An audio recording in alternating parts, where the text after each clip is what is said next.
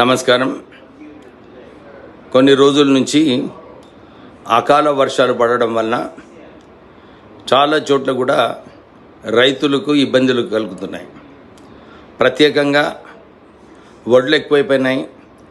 లారీలు కూడా, హమాలీసు, ఇవన్నీ విషయాలలో రాష్ట్ర ప్రభుత్వము చొరవ తీసుకుంటుంది.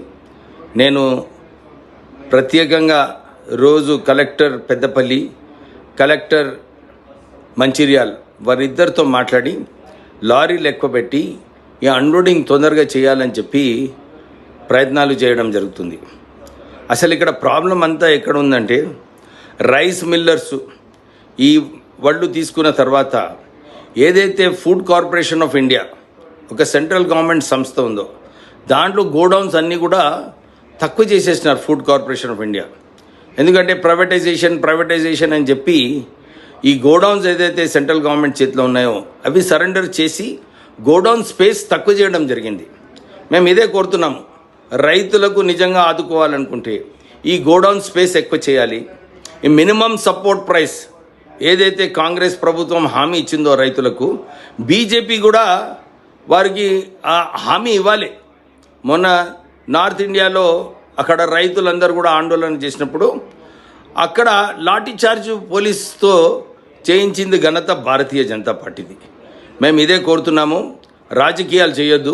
పోయిన సంవత్సరము కిషన్ రెడ్డి గారు క్లియర్గా చెప్పినారు, ఈ వడ్లు కొనుగోలులో అన్నీ కూడా కేంద్రమే చేసి చూసుకుంటుంది, మేము అన్ని ఖర్చులు పెడుతున్నాము, గోడౌన్లు మేమే ఇస్తున్నామన్నారు.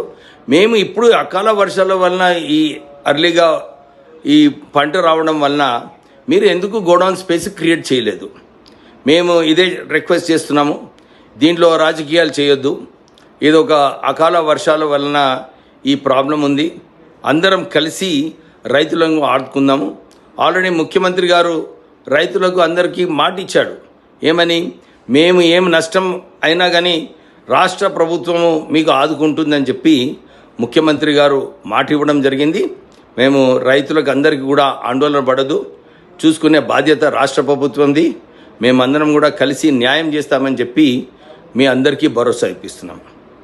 మీరు ఈ కష్టకాలంలో మీరు అందరు కూడా ఈ సమస్యను అర్థం చేసుకొని కొద్దిగా ఓపికతోని ఈ త్వరలోనే 3-4 రోజులలో మొత్తం ఏదైతే వడ్లు ఉన్నాయో అన్నీ కూడా అన్లోడింగ్ రైస్ మిల్స్లో చేసి రైతుల పైన ఏదైతే భారం ఉందో అది తక్కువ చేయడానికి మేమందరం కూడా ప్రయత్నం చేస్తున్నాం.